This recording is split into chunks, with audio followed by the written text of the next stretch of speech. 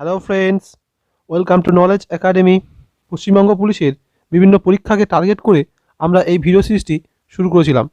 তো মাঝখানে কিছু কারণের জন্য কয়েকদিন বন্ধ ছিল, তো এই ভিডিও সিরিজটা কন্টিনিউ হবে। আশা করি এই ভিডিও সিরিজের ভিডিও থেকে তোমরা উপকৃত হবে। এই ভিডিও সিরিজে আমরা বেশ কিছু গুরুত্বপূর্ণ প্রশ্ন ডিটেলসে আলোচনা করব এবং অনেক প্রশ্ন এমনও থাকবে যেগুলো অলরেডি পরীক্ষাতে এসেছে। আশা করি এই ভিডিও সিরিজের প্রত্যেকটা ভিডিও তোমরা শুরু থেকে শেষ পর্যন্ত দেখবে। তো দেরি না করে আজকের গুরুত্বপূর্ণ প্রশ্নগুলো দেখে নাও। প্রথম প্রশ্ন, কোন কলেজের পূর্ব নাম মেট্রোপলিটন ইনস্টিটিউট? কোন কলেজের পূর্ব নাম মেট্রোপলিটন ইনস্টিটিউট? আশা করি তোমরা এটা অনেকেই জানো। বিদ্যাসাগর কলেজের অপর নাম হচ্ছে মেট্রোপলিটন ইনস্টিটিউট। তো অ্যান্সার হবে অপশান বি, বিদ্যাসাগর কলেজ। এর সঙ্গে সঙ্গে যে রাখবে, এই মেট্রোপলিটন ইনস্টিটিউট তৈরি হয়েছিল 1872 সালে এবং তৈরি করেছিল ঈশ্বরচন্দ্র বিদ্যাসাগর এবং ঠাকুরদাস চক্রবর্তী নামক একজন ব্যক্তি। তাহলে কী হলো না, মেট্রোপলিটন ইনস্টিটিউট তৈরি হয়েছিল 1872 সালে ঈশ্বরচন্দ্র বিদ্যাসাগর এবং ঠাকুরদাস চক্রবর্তীর উদ্যোগে, এবং এর পরবর্তীকালে 1917 সালে এই মেট্রোপলিটন ইনস্টিটিউটের নাম চেঞ্জ করে রাখা হয়েছিল বিদ্যাসাগর কলেজ। 1917 সালে এই মেট্রোপলিটন ইনস্টিটিউটের নাম চেঞ্জ করে রাখা হয়েছিল বিদ্যাসাগর কলেজ। এর পাশাপাশি জেনে রাখবে, এই বিদ্যাসাগর কলেজ বা মেট্রোপলিটন ইনস্টিটিউট এটাই হলো ভারতে প্রতিষ্ঠিত হওয়া ভারতীয়দের দ্বারা পরিচালিত প্রথম কলেজ। ভারতে প্রতিষ্ঠিত হওয়া ভারতীয়দের দ্বারা পরিচালিত প্রথম কলেজ হচ্ছে এই মেট্রোপলিটন ইনস্টিটিউট বা বিদ্যাসাগর কলেজ। এগুলো তোমরা জেনে রাখবে, পরীক্ষাতে কমন পেয়ে যাবে। নেক্সট প্রশ্ন, স্বরাজ পার্টি কে প্রতিষ্ঠা করেন? স্বরাজ পার্টি কে প্রতিষ্ঠা করেন? তো মনে রাখবে, স্বরাজ পার্টি প্রতিষ্ঠা করেছিল দেশবন্ধু চিত্তরঞ্জন দাস। উত্তর হবে অপশান বি, দেশবন্ধু চিত্তরঞ্জন দাস। এর সঙ্গে সঙ্গে মনে রাখবে, কংগ্রেসের যে গয়া সেশন হয়েছিল 1922 সালে, 1922 সালে গয়া সেশনের পরে 1923 সালের 1 জানুয়ারি এই স্বরাজ পার্টি প্রতিষ্ঠা করেছিল দেশবন্ধু চিত্তরঞ্জন দাস। তাহলে মনে রাখবে, 1923 সালে 1 জানুয়ারি এই স্বরাজ পার্টি প্রতিষ্ঠা হয়েছিল এবং 1922 সালে গয়া সেশনে সভাপতিত্ব করেছিল দেশবন্ধু চিত্তরঞ্জন দাস, এবং এই স্বরাজ পার্টির প্রতিষ্ঠাতা হচ্ছে Deshbandhu Chittaranjan Das. Option B answer হবে। নেক্সট প্রশ্ন, পাইন গাছ থেকে কোন গুরুত্বপূর্ণ রেচন পদার্থ পাওয়া যায়? পাইন গাছ থেকে কোন গুরুত্বপূর্ণ রেচন পদার্থ পাওয়া যায়? আশা করি তোমরা এটা 9-10 লাইফ সায়েন্সে পড়েছো। অ্যান্সার হচ্ছে রজন। পাইন গাছ থেকে রজন পাওয়া যায়। নেক্সট প্রশ্ন, ভারতের জাতীয় কংগ্রেসের প্রথম মুসলিম সভাপতি কে ছিলেন? ভারতের জাতীয় কংগ্রেসের প্রথম মুসলিম সভাপতি কে ছিলেন? ভারতের জাতীয় কংগ্রেসের যে বিভিন্ন সভা হয়েছিল, সেই সভার সভাপতি কত সালে হয়েছিল, এগুলো থেকে বিভিন্ন রকমভাবে প্রশ্ন আসে। আশা করি তোমরা ডিটেলসে পড়ো।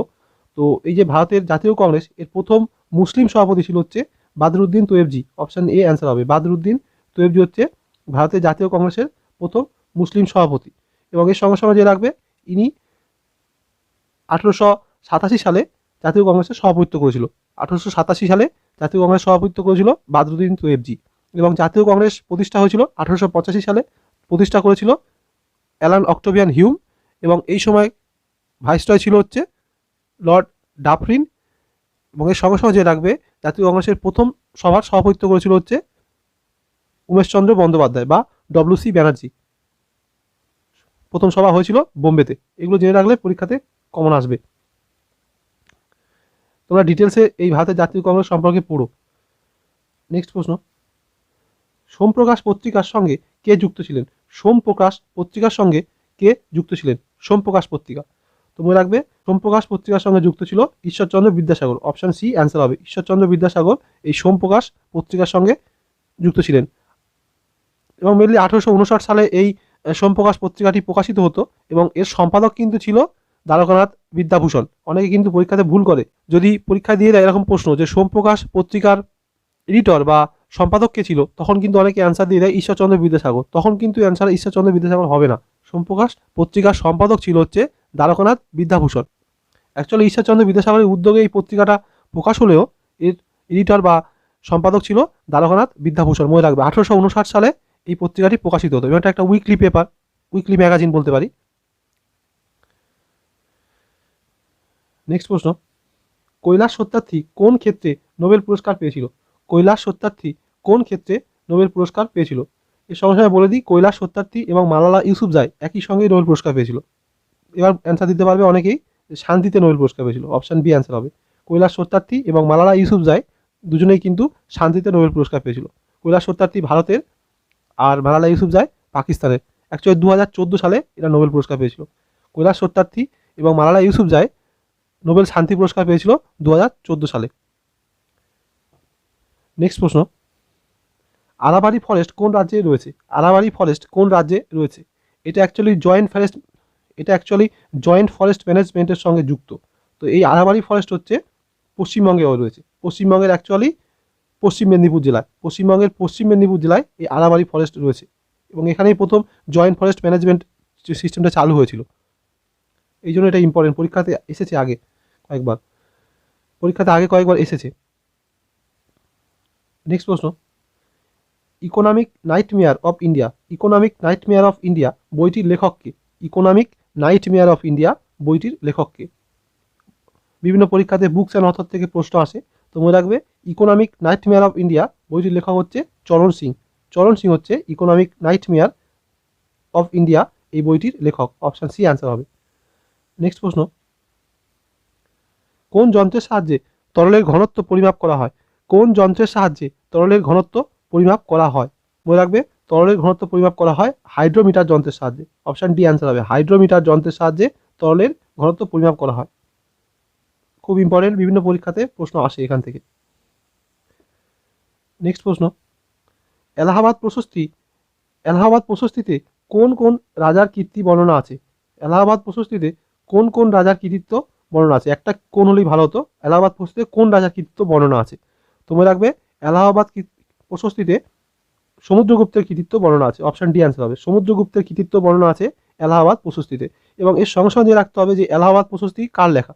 তো মনে রাখবে এলাহাবাদ প্রশস্তি লেখা হচ্ছে হরিসেনের লেখা হচ্ছে এলাহাবাদ প্রশস্তি। এবং এই এলাহাবাদ প্রশস্তি থেকে গুপ্ত সম্রাট সমুদ্রগুপ্তের রাজত্বকাল সম্পর্কে জানা যায়। নেক্সট প্রশ্ন, ক্যালসিফেরল কোন ভিটামিনের বিজ্ঞানসম্মত নাম? ক্যালসিফেরল কোন ভিটামিনের বিজ্ঞানসম্মত নাম? তুমি রাখবে ক্যালসিফেরল হচ্ছে ভিটামিন ডির বিজ্ঞানসম্মত নাম। অপশান ডি অ্যান্সার হবে, ভিটামিন ডির বিজ্ঞানসম্মত নাম হচ্ছে ক্যালসিফেরল। এর সঙ্গে সঙ্গে রাখবে এই ভিটামিন ডি হচ্ছে একটা ফ্যাট সলিউবেল ভিটামিন। এই ভিটামিন ডি একটা ফ্যাট সলিউবেল ভিটামিন। এবং এর পাশাপাশি যে রাখবে ভিটামিন এ যে রয়েছে অপশান এতে রয়েছে ভিটামিন এ। তো ভিটামিন এও একটা ফ্যাট সলিউবেল ভিটামিন, কিন্তু এর বিজ্ঞানসম্মত নাম হচ্ছে রেটিনল। ভিটামিন এর বিজ্ঞানসম্মত নাম রেটিনল, আর ভিটামিন ডির বিজ্ঞানসম্মত নাম হচ্ছে ক্যালসিফেরল। আর ভিটামিন সি রয়েছে অপশান সিতে, তো ভিটামিন সির বিজ্ঞানসম্মত নাম হচ্ছে অ্যাসকর্বিক অ্যাসিড। ভিটামিন সির বিজ্ঞানসম্মত নাম হচ্ছে ascorbic acid.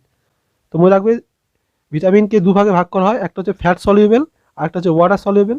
Fat soluble vitamin হচ্ছে KADE, ভিটামিন KADE। এই চারটে ভিটামিন হচ্ছে ফ্যাট সলিউবেল, আর ভিটামিন বি কমপ্লেক্স আর সি হচ্ছে ওয়াটার সলিউবেল। পরীক্ষায় কিন্তু প্রশ্ন আসে ঘুরিয়ে ফিরিয়ে, পরীক্ষাতে দিতে পারে যে ভিটামিন সি কোন ধরনের ভিটামিন। ওখানে দেবে অপশান এতে দেবে ফ্যাট সলিউবেল, তারপরে দেবে ওয়াটার সলিউবেল, তারপরে দেবে বোথ, তারপরে দেবে কোনটি নয়। তো তখন অ্যান্সার হবে ওয়াটার সলিউবেল। নেক্সট প্রশ্ন, কোন নদীর তীরে তাজমহল অবস্থিত? কোন নদীর তীরে তাজমহল অবস্থিত? আশা করি সহজেই অ্যান্সার দিতে পারবে।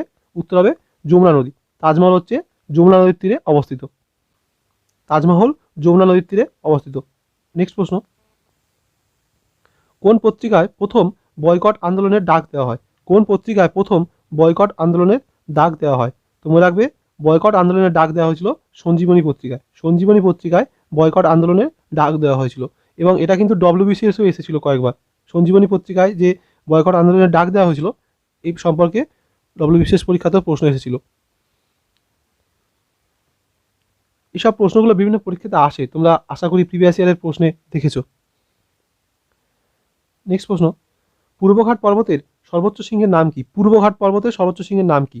তো মনে রাখবে পূর্বঘাট পর্বতের সর্বোচ্চ শৃঙ্গ হচ্ছে জিন্দাগাদা। অপশান সি অ্যান্সার হবে জিন্দাগাদা। পূর্বঘাট পর্বতের সর্বোচ্চ শৃঙ্গ জিন্দাগাদা। পশ্চিমবঙ্গ পুলিশের বিভিন্ন পরীক্ষাতে এই প্রশ্ন এসেছে। এর সঙ্গে যে রাখবে অপশান ডিতে রয়েছে স্যাডেল পিক। এই স্যাডেল পিক হচ্ছে আন্দামান নিকোবর দ্বীপপুঞ্জের সর্বোচ্চ শৃঙ্গ। স্যাডেল পিক আন্দামান নিকোবর দ্বীপপুঞ্জের সর্বোচ্চ শৃঙ্গ। পূর্বঘাট পর্বতের সর্বোচ্চ শৃঙ্গ হচ্ছে জিন্দাগাদা। আর গুরু শিখর হচ্ছে আরাবল্লী পর্বতের সর্বোচ্চ শৃঙ্গ। অপশান বিতে রয়েছে গুরু শিখর। এই গুরু শিখর হচ্ছে আরাবল্লী পর্বতের সর্বোচ্চ শৃঙ্গ। অপশান এতে রয়েছে ধূপগড়। এই ধূপগড় হচ্ছে সাতপুরা পর্বতের সর্বোচ্চ শৃঙ্গ। ধূপগড় সাতপুরা পর্বতের সর্বোচ্চ শৃঙ্গ। এগুলো যে রাখবে পরীক্ষাতে কমন পাবে। নেক্সট প্রশ্ন, রিজার্ভ ব্যাংকের প্রথম গভর্নরের নাম কি? রিজার্ভ ব্যাংকের প্রথম গভর্নরের নাম কি? তোমরা রাখবে রিজার্ভ ব্যাংকের প্রথম গভর্নর হচ্ছে অসবর্ন স্মিথ। অসবর্ন স্মিথ হচ্ছে রিজার্ভ ব্যাংকের প্রথম গভর্নর, অপশান সি অ্যান্সার হবে।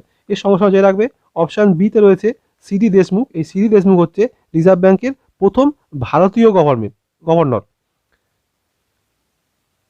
এই সিডি দেশমুখ হচ্ছে রিজার্ভ ব্যাংকের প্রথম ভারতীয় গভর্নর। প্রথম গভর্নর বললে হবে হচ্ছে অসবর্ন স্মিথ, আর প্রথম ভারতীয় গভর্নর বললে অ্যান্সার হবে হচ্ছে সিডি দেশমুখ। এবং বর্তমানে রিজার্ভ ব্যাংকের গভর্নর হচ্ছে শক্তিকান্ত দাস। আশা করি তোমরা এটা জানো। তোমরা ভালো করে রিজার্ভ ব্যাংকের গঠন এবং তার কাজ সম্পর্কে পড়ে রেখো, পরীক্ষাতে বিভিন্নভাবে প্রশ্ন আসে। নেক্সট প্রশ্ন, সূর্য যখন পৃথিবী থেকে সবচেয়ে বেশি দূরে অবস্থান করে তাকে কি বলে? সূর্য যখন পৃথিবী থেকে সবচেয়ে বেশি দূরে অবস্থান করে তাকে কি বলে? তোমরা রাখবে সূর্য যখন পৃথিবী থেকে সবচেয়ে বেশি দূরে অবস্থান করে তাকে বলা হয় হচ্ছে অপসূর অবস্থা। অপসূর অবস্থা বলে সূর্য যখন পৃথিবী থেকে সবচেয়ে দূরে অবস্থান করে। আর সবচেয়ে যখন কাছে অবস্থান করে তখন তাকে বলে অনুসূর অবস্থা। অপসূর আর অনুসূর এই দুটো বিষয় পরীক্ষাতেও কিন্তু অনেক সময় এসে থাকে। নেক্সট প্রশ্ন, লব শব্দটি কোন খেলার সাথে যুক্ত? লব শব্দটি কোন খেলার সাথে যুক্ত?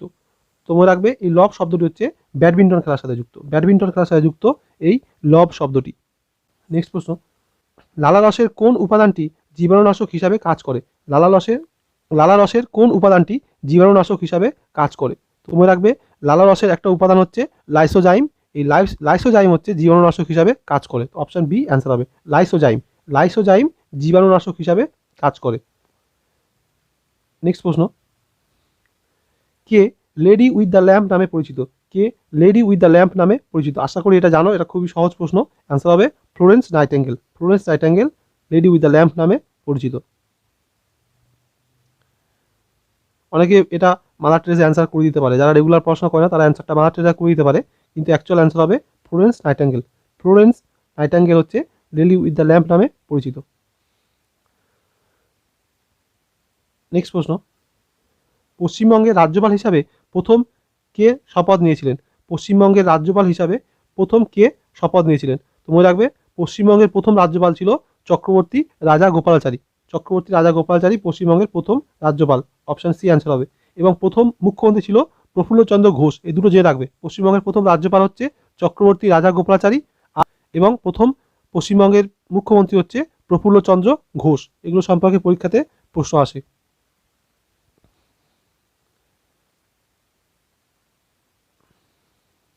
নেক্সট প্রশ্ন, হাভানা কোন রাষ্ট্রের রাজধানী? হাভানা কোন রাষ্ট্রের রাজধানী? তোমরা রাখবে হাভানা হচ্ছে কিউবা রাষ্ট্রের রাজধানী।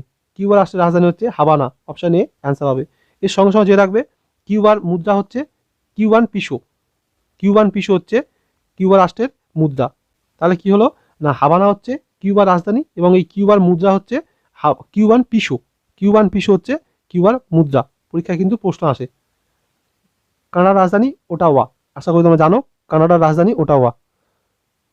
নেক্সট প্রশ্ন, মৌমাছি কোন সাহিত্যিকের ছদ্মনাম? পশ্চিমবঙ্গ পুলিশের পরীক্ষাতে এই ছদ্মনাম সম্পর্কে বিভিন্নভাবে প্রশ্ন আসে, বিভিন্ন ছদ্মনাম সম্পর্কে জানতে চাওয়া হয়। তো মনে রাখবে মৌমাছি হচ্ছে বিমল কুমার ঘোষের ছদ্মনাম। অপশন ডি অ্যান্সার হবে। বিমল কুমার ঘোষের ছদ্মনাম হচ্ছে মৌমাছি।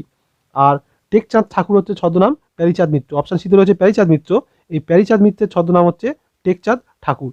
তাহলে কি হলো না, মৌমাছি হচ্ছে বিমল কুমার ঘোষের ছদ্মনাম আর টেকচাঁদ ঠাকুর হচ্ছে প্যারীচাঁদ মিত্রের ছদ্মনাম। পরীক্ষাতে প্রশ্ন আসে। যত সময় এবারে এসআইয়ের পরীক্ষাতে এসেছিল যে ধূমকেতু কার ছদ্মনাম, তো সে অ্যান্সার হবে কিন্তু কাজী নজরুল ইসলাম। ধূমকেতু কাজী নজরুল ইসলামের ছদ্মনাম। ধূমকেতু, ব্যাঙাচি এগুলো কাজী নজরুল ইসলামের ছদ্মনাম। এবারে পুলিশের এসআইতে এসেছিল ধূমকেতু কার ছদ্মনাম। নেক্সট প্রশ্ন, 1 টাকার নোটে কার স্বাক্ষর থাকে? 1 টাকার নোটে কার স্বাক্ষর থাকে? তোমরা রাখবে মেনলি অন্য যে নোটগুলো রয়েছে, 1 টাকার নোট ছাড়া অন্য যে নোটগুলো রয়েছে সেখানে কিন্তু রিজার্ভ ব্যাংকের গভর্নরের সাইন থাকে। তোমরা দেখবে রিজার্ভ ব্যাংকের গভর্নরের সাইন থাকে 10 টাকা 100 টাকার নোটে, কিন্তু 1 টাকার নোটে ভারতের অর্থ সচিবের সই থাকে। অপশন এ অ্যান্সার হবে। 1 টাকার নোটে ভারতের অর্থ সচিবের সই থাকে বা সিগনেচার থাকে, সহজ কথায়। নেক্সট প্রশ্ন, তত্ত্ববোধিনী সভার প্রতিষ্ঠাতা কে ছিলেন? তত্ত্ববোধিনী সভার প্রতিষ্ঠাতা কে ছিলেন? তো মনে রাখবে তত্ত্ববোধিনী সভার প্রতিষ্ঠাতা ছিল হচ্ছে দেবেন্দ্রনাথ ঠাকুর। অপশন এ অ্যান্সার হবে। দেবেন্দ্রনাথ ঠাকুর তত্ত্ববোধিনী সভার প্রতিষ্ঠাতা। বিভিন্ন পরীক্ষাতে প্রশ্ন আসে।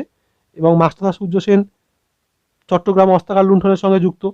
প্রশ্ন আসে পরীক্ষাতে যে নিম্নের নামগুলির মধ্যে কোন নামটি চট্টগ্রাম অস্ত্রাগার লুণ্ঠনের সঙ্গে যুক্ত? সেখানে কিন্তু এই মাস্টারদা সূর্য সেন অপশান থাকে। এর সঙ্গে সঙ্গে জেনে রাখবে এই যে বিনায়ক দামোদর সাভারকার, ইনি কিন্তু অভিনব ভারত বলে একটা সংগঠন তৈরি করেছিল, অভিনব ভারত, 1906 সালে লন্ডনে। এটাও কিন্তু পরীক্ষাতে আসে। 1906 সালে লন্ডনে বিনায়ক দামোদর সাভারকার অভিনব ভারত নামে একটা সংগঠন গড়ে তুলেছিল। তাহলে কি হলো এখানে, তত্ত্বাবধানী সভার প্রতিষ্ঠাতা হচ্ছে দেবেন্দ্রনাথ ঠাকুর, এবং অভিনব ভারত যে সংগঠন তার প্রতিষ্ঠাতা হচ্ছে ভিডি সাভারকার, এবং এই অভিনব ভারত এটা গড়ে তোলা হয়েছিল লন্ডনে। এটাও কিন্তু পরীক্ষাতে আসে। নেক্সট প্রশ্ন, অলিন্দ যুদ্ধের সঙ্গে কার নাম জড়িত? অলিন্দ যুদ্ধের সঙ্গে কার নাম জড়িত? তো অলিন্দ যুদ্ধের সঙ্গে তিনটে নাম জড়িত, বিনয়, বাদল, দীনেশ। অপশন বি অ্যান্সার হবে বিনয়, বাদল, দীনেশ।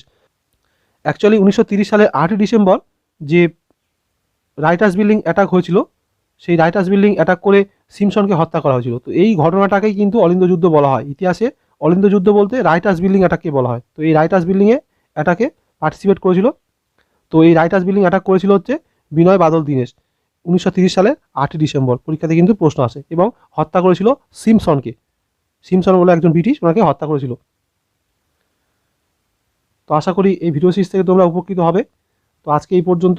পরের দিনে আমি যে ভিডিও দেবো তার সেখানে কিন্তু কারেন্ট অ্যাফেয়ার্স অ্যাড করে দেবো। আজকে কারেন্ট অ্যাফেয়ার্স দিইনি, পরের দিনে কারেন্ট অ্যাফেয়ার্সও অ্যাড করে দেবো। ধন্যবাদ।